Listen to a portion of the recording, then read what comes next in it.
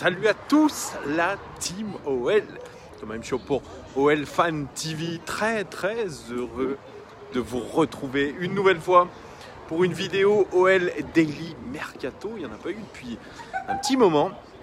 Et bien là, les nouvelles commencent à affluer encore une fois du côté de l'OL.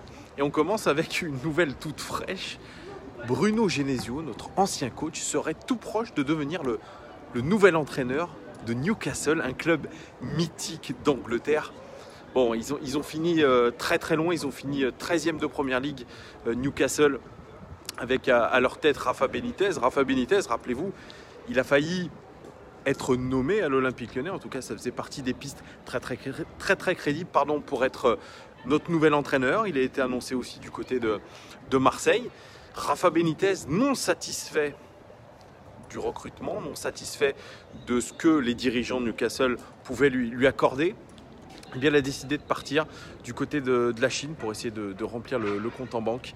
Bien dommage pour les Magpies, comme on les appelle, puisqu'ils avaient quand même un sacré manager, mais avec un effectif quand même assez moyen, assez limité. Et Bruno Genesio va probablement relever le défi. Alors, est-ce qu'il sait parler anglais? J'en sais rien. Peut-être qu'il a pris des cours d'anglais. Lui qui attendait un projet à sa hauteur, un projet qui lui correspond, eh bien c'est un sacré défi, c'est un sacré challenge. Moi, je trouve c'est plutôt intéressant. Alors, bien sûr, il y a tous les haters, ceux qui ne lâchent pas Bruno Genesio depuis qu'il est parti de l'Olympique Lyonnais, qui continuent quand même à le charrier. Mais ils attendent de voir. Ils attendent de voir. Oui, ça peut être, je pense, un bel objectif pour lui. Alors les Français qui ont réussi à Newcastle, ils ne sont pas pléthores. On peut parler de David Ginola, peut-être le seul et unique Français qui a réussi du côté de Newcastle, qui est une véritable légende. Pour le reste, que ce soit du Yoann Gouffran, que ce soit du Flo Thauvin, que ce soit du Hatem Ben Arfa, ça a été très compliqué. Mais bon, voilà. Alors il y avait un tweet de Jonathan sur Twitter qui disait « Tiens, Genesio, il va dans l'une des plus grandes villes d'Angleterre, la plus froide d'Angleterre, vous avez compris? En termes de grosse ville, c'est la ville la plus froide d'Angleterre. Peut-être qu'il va réchauffer le cœur des supporters avec un jeu attrayant. » Voilà, ça c'était le tweet de Jonathan que j'ai trouvé plutôt marrant. Alors les Gones, je me trouve dans le quartier Saint-Jean. Voilà, pour ceux qui aiment bien un peu savoir où je suis dans les rues de Lyon, qui sont un petit peu loin de notre ville et qui veulent voir tout ça, eh bien voilà, je suis dans le quartier Saint-Jean.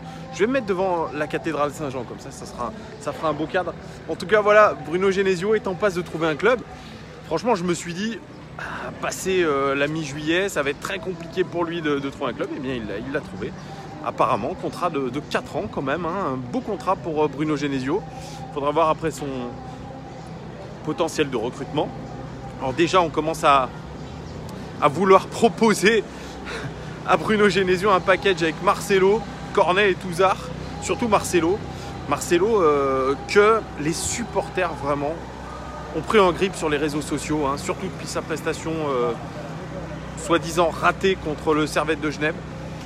Plus que jamais, on pousse Marcelo à quitter le club. Et vous le savez, maintenant vraiment, les supporters sur les réseaux sociaux ont vraiment une voix à faire entendre. Ce sont devenus des décideurs. Ils ont eu la tête de Bruno Genesio, avec bien sûr les résultats qu'on connaît, on ne va pas repartir dessus. Mais voilà, ils sont maintenant enclins à vouloir absolument sacrifier Marcelo. Et c'est quelque chose qui revient. Marcelo, pour l'instant, il est toujours là. Il a eu une offre de Beşiktaş qu'il a refusée. Il faudra vraiment être attentif au mercato. Ça, c'était Juninho. Alors regardez. Là, je suis... Là. Ça, c'est la cathédrale Saint-Jean, les amis. Alors, je ne sais pas si vous allez bien voir comme il faut. Parce que là, je fais un... Voilà. Ça, c'est joli. Hop, regardez. Hop, c'est superbe. Voilà, on est place Saint-Jean. Tout simplement, le vieux lion, très beau. Derrière, on va apercevoir Fourvière. Voilà. Ça, c'est un beau spot pour faire une vidéo OL Daily Mercato. Bref, Marcelo, voilà, poussé vers la sortie par les supporters. Cornet aussi, au final, qui est pourtant été l'auteur d'une très belle canne en tant que remplaçant, mais de belles rentrées quand même pour Maxwell Cornet, une belle fin de saison avec nous. Et puis Lucas Touzard, hein, qui aujourd'hui est un peu un indésirable. Je crois que la parole de Juninho lors de sa présentation a fait du mal et a montré très clairement le chemin de la sortie à Lucas Touzard, même si aujourd'hui il a fait un espèce de rétro-pédalage. Voilà, ça c'était pour ce qui est interne à l'OL. On continue avec les petites infos. Eh bien, c'est Nabil Fekir aussi qui devrait partir en Espagne, soit du côté du Betis Séville, qui fait le forcing apparemment, surtout pour mettre dans le package son frère Yacine. Les deux sont indissociables, hein, évidemment. Il n'était pas à l'entraînement hier, ce qui veut clairement dire qu'ils sont sur le départ. Nabil Fekir il voulait partir, son choix de carrière il se fait plutôt vers l'Espagne, puisque Arsenal, la piste s'est considérablement refroidie, puisque cela dépendait du départ de Mesut Ozil.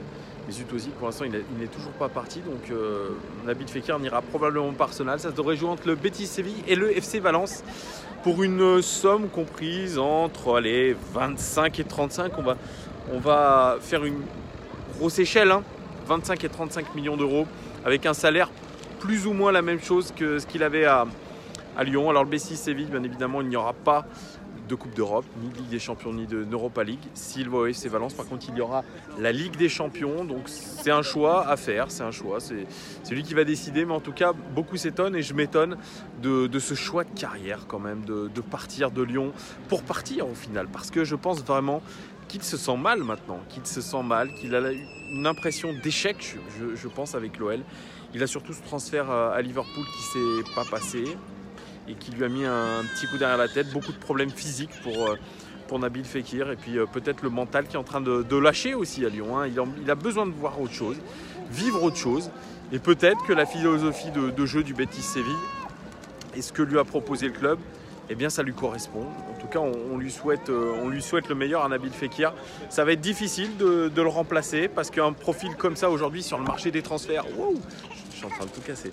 Sur le marché des transferts, eh bien c'est compliqué les gones. Vraiment, on aurait dans notre effectif un seul joueur vraiment à vocation offensive, un peu comme Nabil Fekir, l'explosivité en moins. Eh bien c'est Oussem Aouar, mais c'est très, très faible, très peu.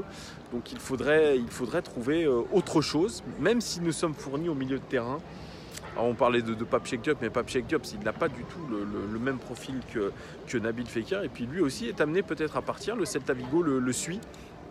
Donc c'est pas sûr non plus de le voir rester.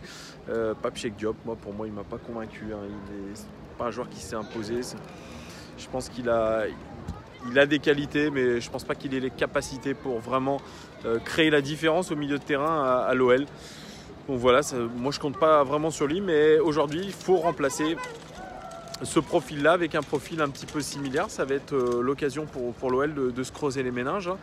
J'espère qu'ils ont anticipé d'ailleurs ce départ, hein, puisque c'était dans les petits papiers depuis un moment. Alors Ismaïl Benasser, qui a fait une très très très belle CAN avec l'Algérie, devrait lui s'engager avec l'AC Milan, hein, pour un montant de transfert de 15 millions d'euros et 1,5 million d'euros de salaire par an, ce qui était tout à fait dans nos cordes. Mais vous savez, pour un joueur qui a évolué à Empoli dans la Serie A, entre le Milan AC, entre le prestige d'un Milan AC avec aucune Coupe d'Europe et l'Olympique Lyonnais avec la Ligue des Champions, bah vous voyez, c'est le Milan AC. Le Milan AC, c'est un club légendaire, les Gones.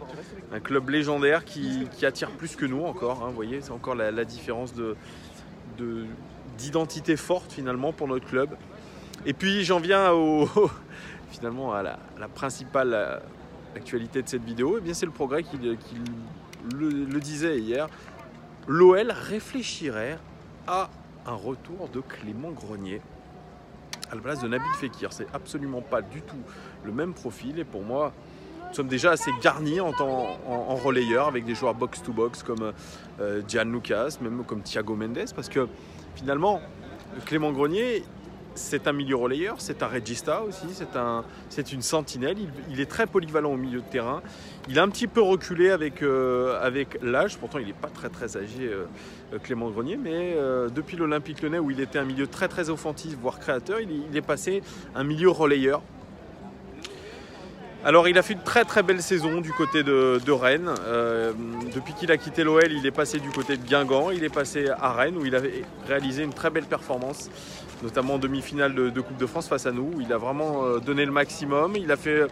Il était aussi un bel acteur de l'épopée rennaise en Ligue Europa. Alors j'ai les statistiques de Clément Grenier. Il a fait, sans compter la Ligue Europa, il a fait 40 matchs la saison dernière. 2668 minutes de jeu, 2 buts marqués et 5 passes décisives pour lui, pas mal. 8 cartons jaunes, un joueur assez nerveux, 1,5 tirs par match, 82% de passes réussies par match, c'est très bon, sachant que c'est un joueur toujours qui essaye de jouer vers l'avant, qui essaye de trouver les joueurs entre les lignes. C'est un joueur qui est très très élégant à voir. Moi j'ai toujours aimé ce joueur, hein, vraiment. Quand il était à Lyon, je l'ai toujours trouvé très intéressant dans son volume de jeu, dans sa capacité de création, dans sa qualité de passe, parce que c'est un formidable tireur de coups francs, tireur de coups de pied arrêtés. C'est pas un joueur très rapide, mais il a une vision de jeu quand même assez exceptionnelle. Et moi, ce joueur, j'ai toujours pensé que c'était un joueur de très très haut niveau. À l'OL, il était promis un avenir radieux. Il avait été sélectionné pour la Coupe du Monde 2014, pardon.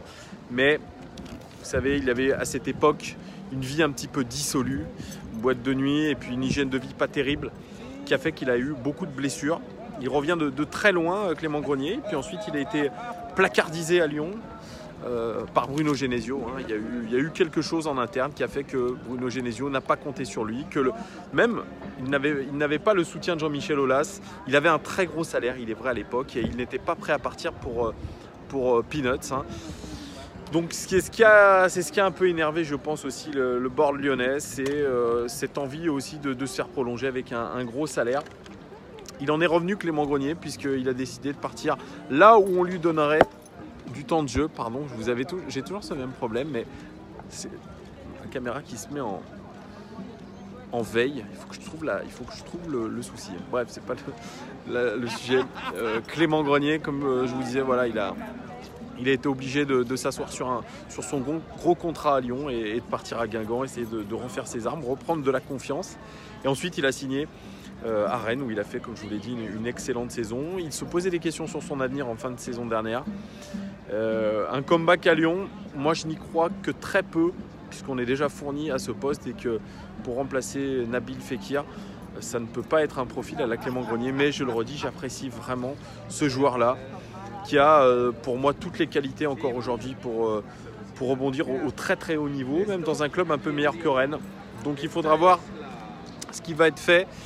Bref les gones, voilà, il faudrait être attentif. Hein. Dès le départ de Nabil Fekir, qu'est-ce que les dirigeants lyonnais ont prévu? Qu'est-ce que la cellule de recrutement a prévu de recruter? On a parlé de Donny Van de Beek, mais on sait que c'est très très cher. Là, il y a ça vient aussi de tomber. Abdou Diallo, j'avais fait une vidéo. Là-dessus, il était entre le PSG et l'Olympique Lyonnais, selon Bild. Eh bien, il est parti au Paris Saint-Germain. Voilà. On n'avait pas les moyens de rivaliser avec le PSG, que ce soit sur l'indemnité de transfert ou que ce soit sur le salaire. Donc ça, ce n'était que des rumeurs pour faire monter un petit peu les enchères, des rumeurs d'agents. Voilà, c'était les dernières news. Les gones, dites-moi, vous, ce que vous pensez un petit peu, que ce soit du rebond de Bruno Genesio en Première Ligue, que ce soit Clément Grenier de retour à l'Olympique Lyonnais. Dites-moi tout, et surtout aussi le départ de Nabil Fekir. Parlez-moi un peu de tout ça. Dites-moi tout en commentaire, les gones. Merci à vous en tout cas de me suivre de plus en plus nombreux. Vos réactions hyper positives, vos commentaires très chaleureux. Vraiment, ça me fait très très plaisir. Pour ceux qui ne sont pas abonnés, n'hésitez pas à vous abonner. Partagez même ces vidéos autour de vous sur vos réseaux sociaux. Plus on est de fous, plus on rit, les gones. Bientôt 4000 abonnés. Et ouais, c'est quand même pas mal, hein, c'est quand même pas mal. Merci à vous en tout cas de votre fidélité et on se retrouve très très vite, soit pour des actus Mercato, soit pour la présentation du Genoa. Ça sera notre futur adversaire. En match de préparation, ça se déroulera à Guignon et c'est ce samedi. Les gones, je vous souhaite une très très bonne semaine. À très vite.